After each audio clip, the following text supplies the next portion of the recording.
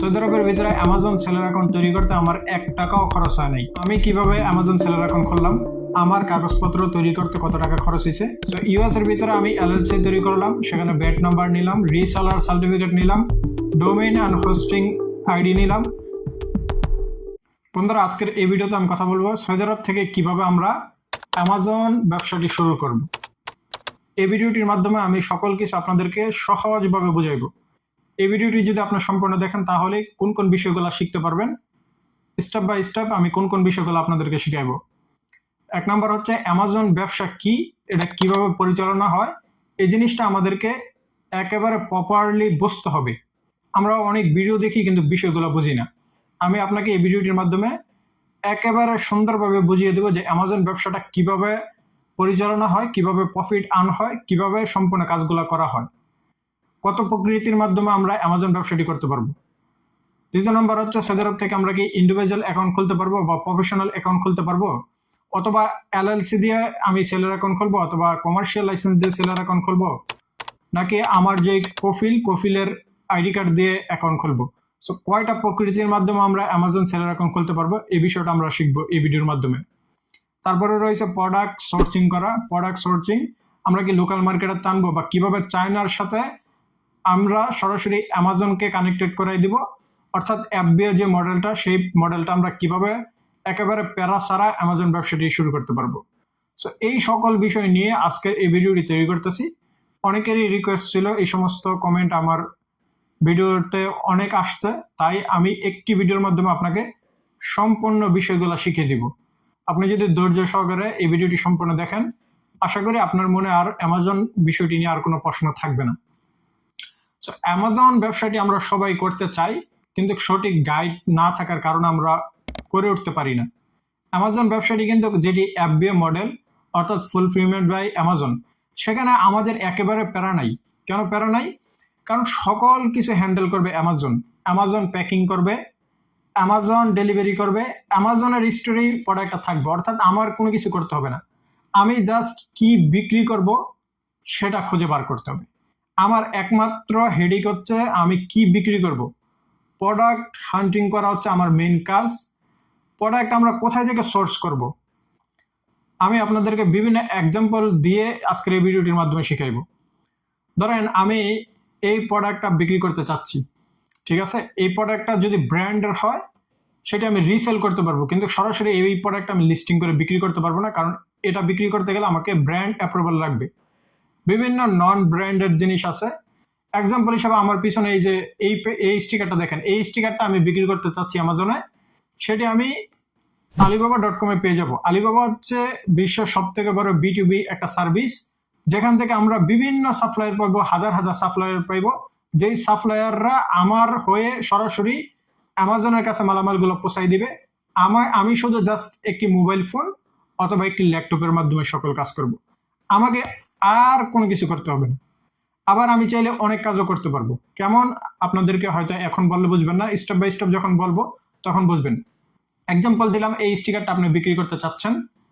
এই স্টিকারটা আপনি $2 কিনলেন, এটি অ্যামাজনে কমপক্ষে আপনি $20 বিক্রি করবেন, বা $2 কিনছেন আপনি $15 বিক্রি করলেন এই স্টিকারটা। সো আপনি কি করবেন, এই প্রোডাক্টটার যে মেইন সেলার অর্থাৎ হোলসেলার যে চায়নাতে আপনি পেয়ে যাবেন, চায়নার ওই সেলারকে বলবেন, আপনি alibaba.com গেলে পাইবেন, অথবা মেড ইন চায়নাতে গেলেও পাইবেন।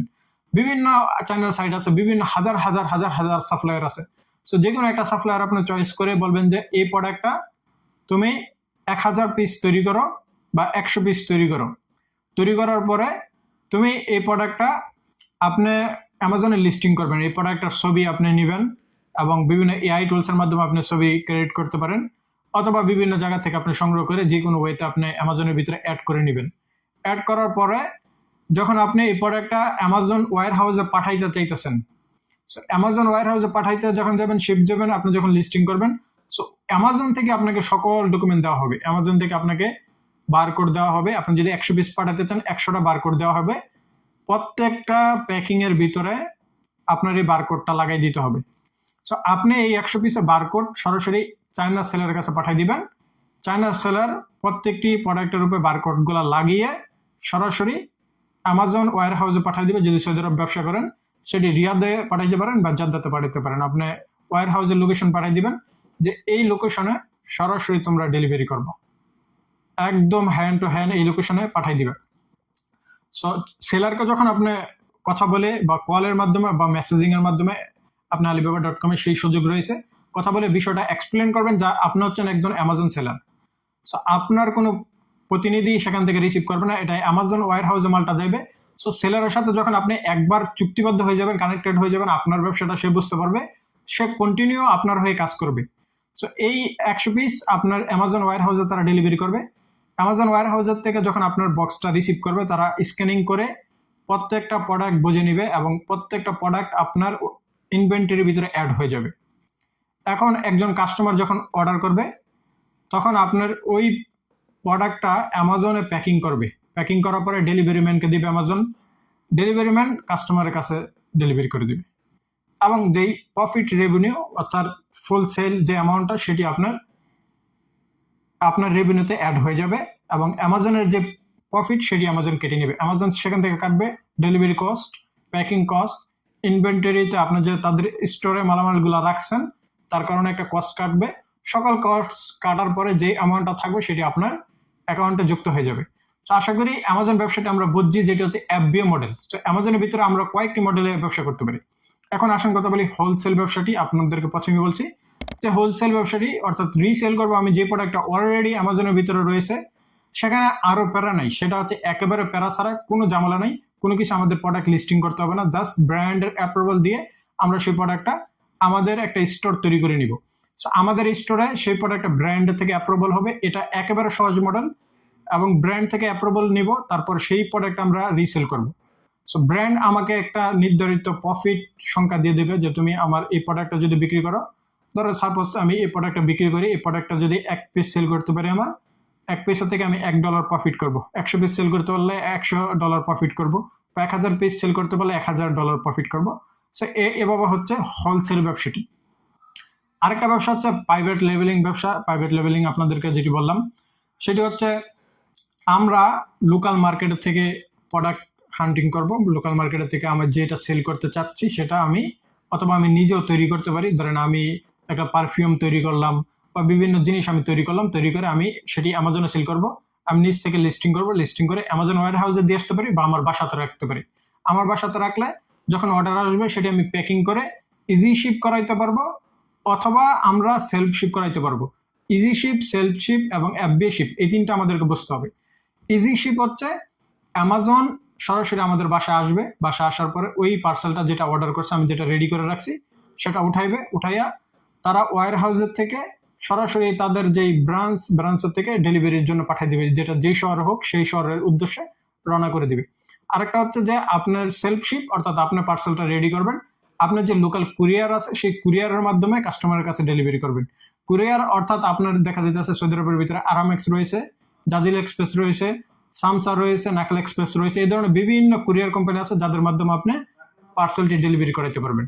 এখন আসেন কথা বলি FBA শিপ, যেটি বললাম আপনি FB ফুলফিলমেন্ট বাই অ্যামাজন, সেখানে অ্যামাজনই সবকিছু করতে আছে। তো আমাদের জন্য সহজ কোনটা? FBA। অবশ্যই FBA হচ্ছে আমাদের জন্য বেস্ট চয়েস বিগিনারদের জন্য, কারণ বিগিনাররা প্যারা ছাড়া ব্যবসাটা করতে হবে। প্রফিট কোনটার ভিতরে বেশি? প্রফিট আপনি যখন কি সেল করতেছেন সেটার উপর ডিপেন্ড করে যে আপনার প্রফিট কিরকম এবং কি পরিমাণ আপনার অর্ডার মান্থলি আসতেছে সেটার উপরে ডিপেন্ড করবে। আশা করি আপনারা ব্যবসাটি সম্বন্ধে বুঝতেছেন।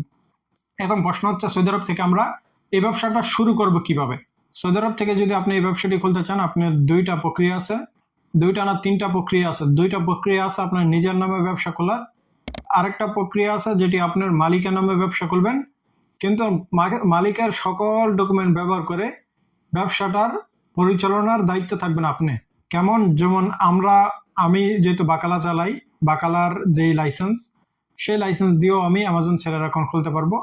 খোলার পরে সেখানে আমার মালিকের ব্যাংক স্টেটমেন্ট আমি ব্যবহার করব, মালিকের আইডি কার্ড ব্যবহার করব, সকল ডকুমেন্ট মালিকের ব্যবহার করব, ইউজার নেম পাসওয়ার্ড আমার কাছে থাকবে, ফোন নাম্বারটা আমার ব্যবহার করব অথবা মালিকের ব্যবহার করব, যে কোনো একটা নিউ নাম্বার নিয়ে নিব, সেটা মালিকের ব্যবহার করব। পরবর্তীতে সেই অ্যাকাউন্টটা আমরা কন্ট্রোল করতে পারবো। সো সেখানে আমাদের যে কমার্শিয়াল লাইসেন্স তৈরি করতে কিরকম টাকা? মালিকের নামে যদি খোলা হয় সেক্ষেত্রে 250 টাকা, সামথিং আপনার 500 রিয়ালের ভিতরে এভরিথিং সবকিছু হয়ে যাবে। 500 রিয়াল লাগবে না, মাত্র 250 টাকাই এনাফ। আর কোনো ডকুমেন্ট লাগে না, জাস্ট একটি কমার্শিয়াল লাইসেন্স লাগে, ব্যাংক স্টেটমেন্ট এবং ট্যাক্স নাম্বার। আপনি যখন কমার্শিয়াল লাইসেন্স নেবেন সেখানে ট্যাক্স নাম্বারটা থাকবে, এবং ব্যাংক স্টেটমেন্ট তো এটা ফ্রিতে আমরা যে কোনো ব্যাংক থেকে নিয়ে নিতে পারবো মালিকের নাম হইলে।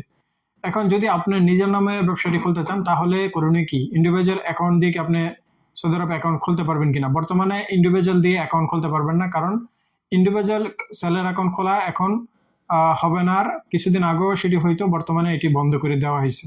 এখন আপনাকে ইনভেস্টর লাইসেন্স তৈরি করতে হবে। দেখেন আপনার বিভিন্ন সোশ্যাল মিডিয়ার ভিতরে আপনি অনেকের ভিডিও পেয়ে যাবেন।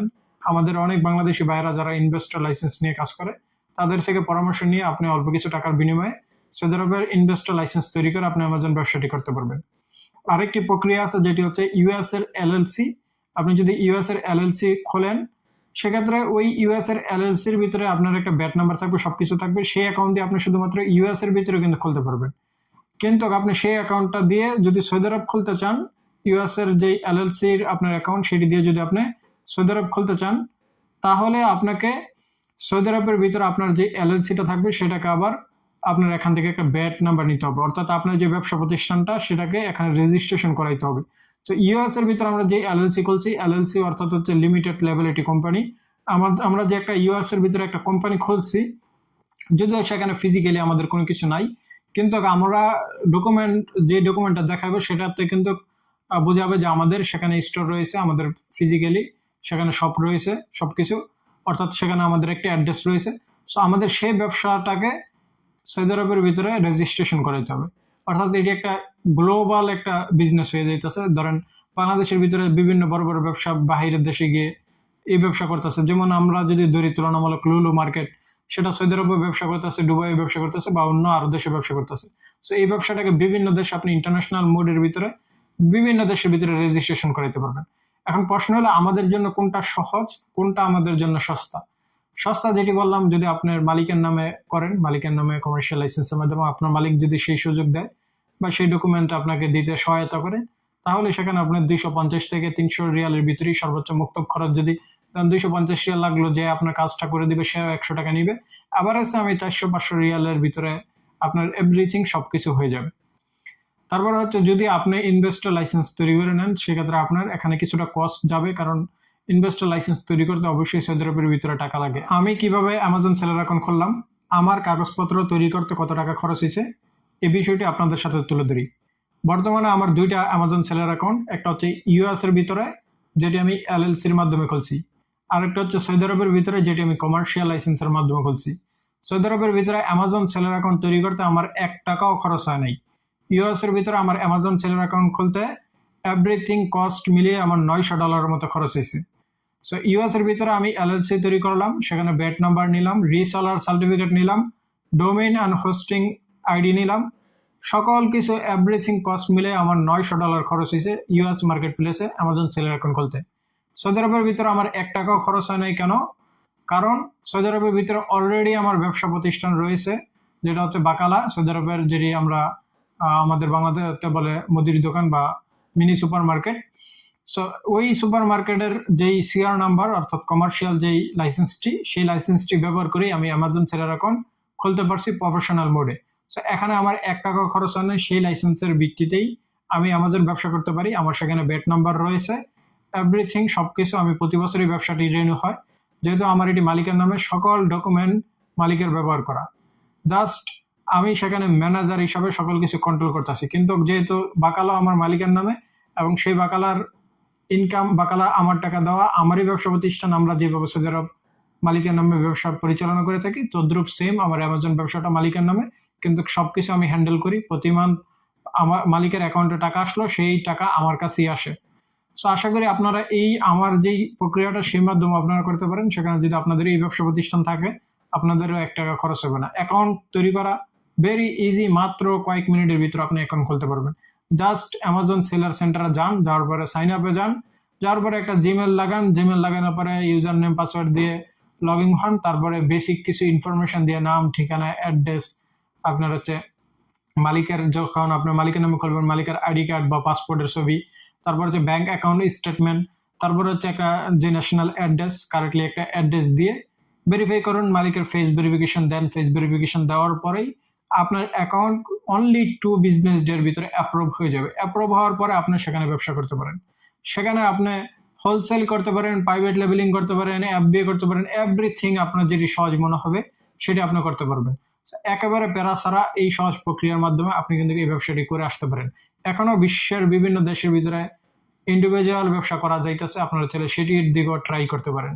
সো ইন্ডিভিজুয়াল সৌদিয়ান যারা আছে, সৌদি ন্যাশনালিটি, তারাও কিন্তু ইন্ডিভিজুয়াল অ্যাকাউন্ট খুলতে পারবে, কিন্তু আমরা যারা প্রবাসী অর্থাৎ আমরা যারা বাংলাদেশি আছে আমরা খুলতে পারবো না আমাদের আইডি কার্ড দিয়ে। বর্তমানে এটি কিছুদিন আগেও ছিল, এখন আর হচ্ছে না। কিছুদিন আগে থাকলেও সেখানে একটা লিমিটেশন ছিল, মাত্র 3 লক্ষ রিয়াল আমরা 1 ইয়ার্সে সেল করতে পারবো, এর বেশি সেল করার পারমিশন সেখানে ছিল না। এর থেকে আমার মনে হয় যে 3 লক্ষ রিয়াল যদি কোনো একটা প্রোডাক্ট ভালো মতো র্যাঙ্কিং হয়ে যায়, 3 লক্ষ রিয়াল সেল করা কোনো ব্যাপারই না। তাই আপনারা যারা সিরিয়াসলি এই ব্যবসাটি করতে চান, আপনারা অবশ্যই ইনভেস্টর লাইসেন্স তৈরি করে নেন, তৈরি করে আরো বিভিন্ন জিনিস শিখুন।